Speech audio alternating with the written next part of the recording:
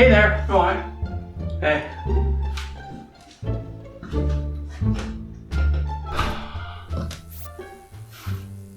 I see.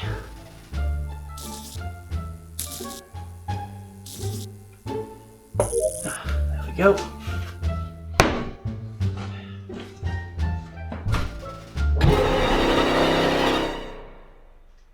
Yeah, I'm not dealing with that.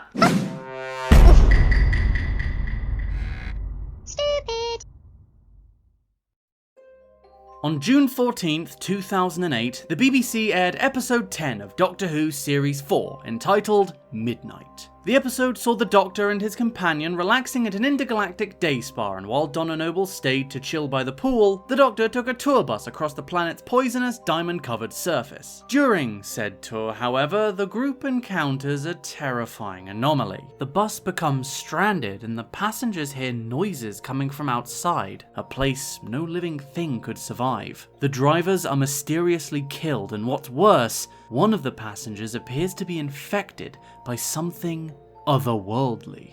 The Doctor attempts to take charge of the situation, but his usual charm and wit fail to overcome the challenge of a bus filled with frightened and paranoid people. The Doctor is questioned, rebuked, and distrusted all the more as the episode goes on, almost leading to his death. Luckily, cooler heads prevailed and the Doctor was saved, and the people inside the bus were left wondering how they had been so easily manipulated by fear into almost doing the unthinkable. Midnight is considered one of the best episodes in recent Doctor Who history. It explored the themes of mob mentality, paranoia, and how quickly people can turn on each other in stressful situations, and also how easily they can be manipulated and gaslit by those with malicious intentions. And then 10 years later they made a mobile game about it. Now I know what you're thinking. Among Us, that thing the Yogscast play? Boy, you really are scraping the bottom of the barrel these days, aren't you?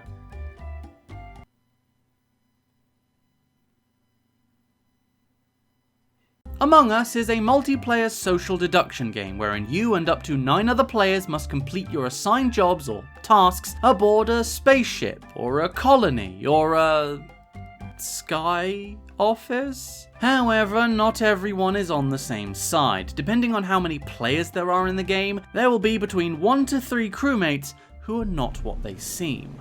These players are the imposters, and it is their job to kill as many people as they can before the tasks are complete. The regular crewmates must use their skills of deduction, observation, reason, and frankly memory to work out who is innocent and who is not. The game is broken up by meetings, which occur whenever somebody reports a dead body or the emergency meeting button is pressed. It's during these segments where the players are actually allowed to talk, be that through text or with voice, and after a few seconds, it then becomes possible to start voting. And you don't want to get voted for, trust me, because you don't get to become president.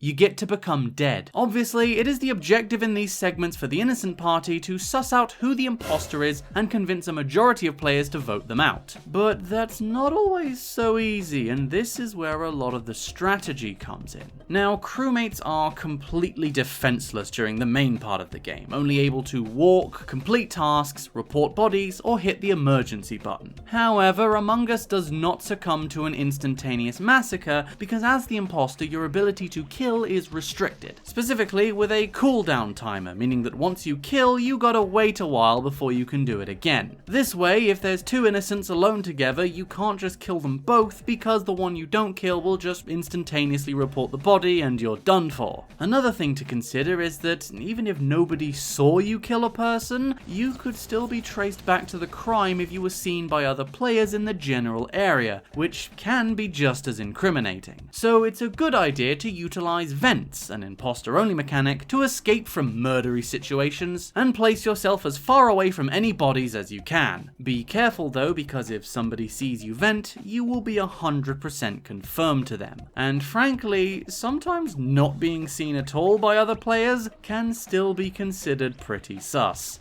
All of this, however, can easily backfire on an unlucky crewmate if they just happen to be in the vicinity of a murder or have trouble finding their way around, or even just not being seen by other players because their tasks were in medical and why won't you believe me, I did the scan, why weren't you there, you pieces of sh-. They could just as easily be accused of being bad and wrongfully voted out, which, as an imposter, is exactly what you want. There are two ways to, exit the game, so to speak, being murdered or being voted out. As an imposter, you can in fact utilize both. Murder is of course quite simply done with a push of a button, and while yes, there is a lot of strategy involved as to when you murder people, the act itself is very straightforward. However, the real challenge comes in convincing other players to vote for someone innocent. This can be quite difficult as, obviously, innocent people are innocent, so they haven't actually done anything, but especially as the game goes on, crewmates can become very paranoid and easily manipulated into dogpiling on someone at the slightest suspicion. The key is to find the right balance. Don't talk too little or you'll be questioned as to why you're so quiet. Lily, say words. Toaster. Wall. Pencil.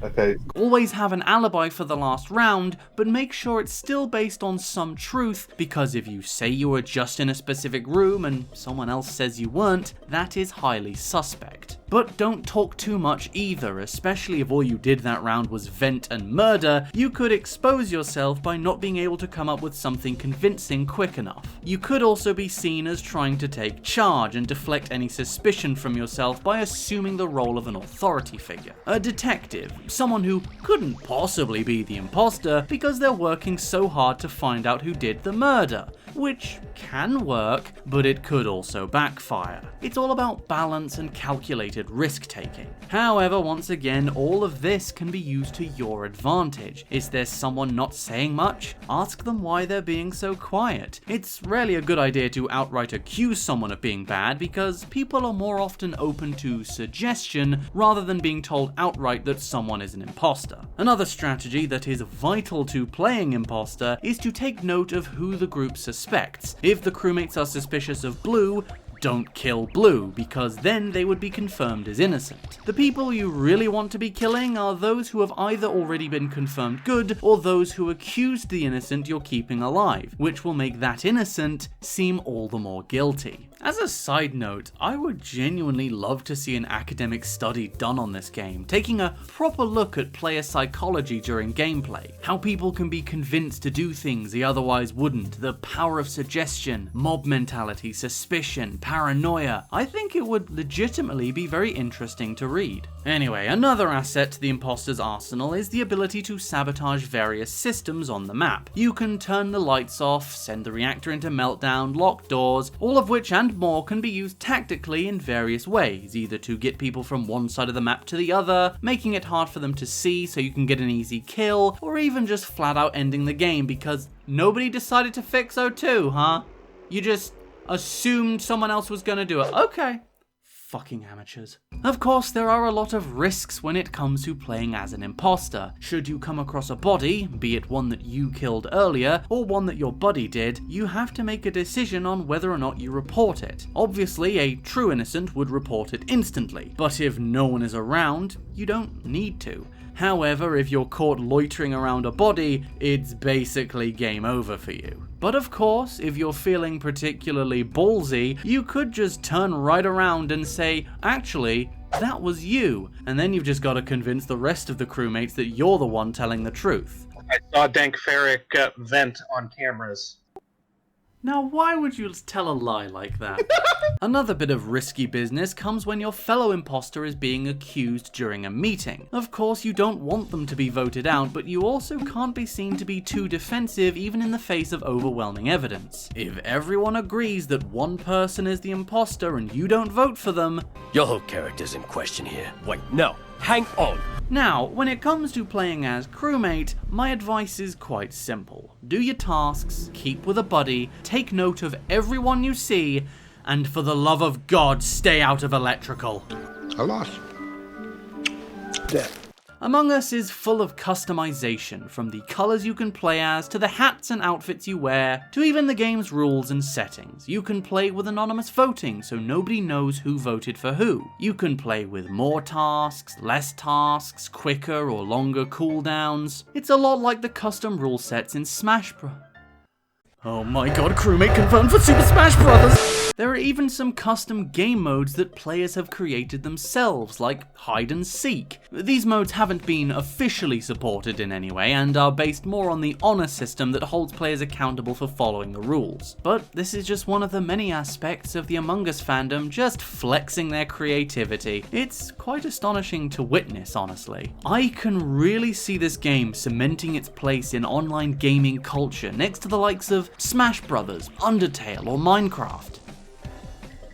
Oh god, no, get away from us! Now I must say, as odd as it might sound, I actually find this game quite relaxing and, dare I say, good for my anxiety?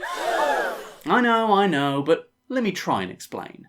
A little while ago, I made a vlog talking about my recent battle with depression and anxiety. Now, during the absolute worst of it, I found myself playing Among Us a lot, and I think it really did help. Having familiar and somewhat repetitive tasks to complete was soothing and very comforting for me. Even with a killer on the loose, the worst case scenario was that I'd get shanked from behind, but given how the game works, I could still finish my tasks as a ghost. It was reassuring to me. The game and the subsequent Discord server I joined felt like a strange, murdery safe space for me to chill, have fun, meet new people, and hey, if I was the imposter, then I get to be all strategic and sneaky. I imagine to some of you that all sounds a bit weird and maybe even a little cringe, but it's the truth.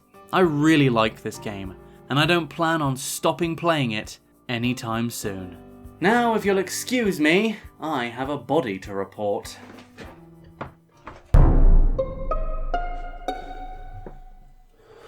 Alright, so I last saw Brown in the kitchen when I went in to do wiring. He was... It's MayRey.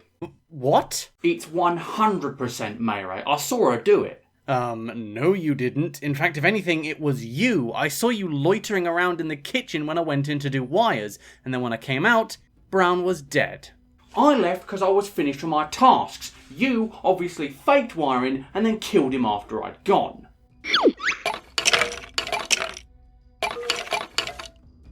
Well, yeah, but I mean, he didn't do it recently.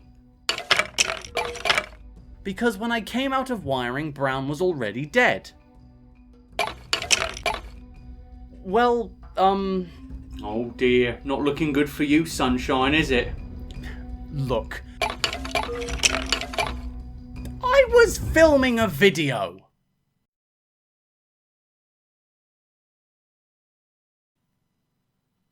Come on, mate. We all know you don't do videos after Halloween. You're in it right now! It's you. It's clearly you.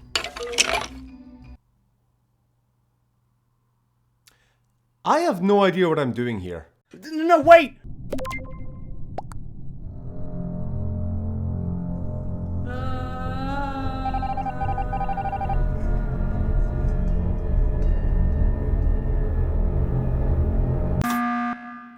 Thanks for watching. I hope you all enjoyed this video. It was in fact the last video to be filmed at my old house. Isn't that something? A very special thank you is in order to all my backers on Patreon. Aaron Loralian, Bree B, Liz Lilith, Joshua Alexander, Kira Mitchell, Julie, Bryn, EtcGirl13, and Kath F. Thank you all so much for your generous contributions. It means the absolute world to me. I've been MayRey, and I'll see you all next time.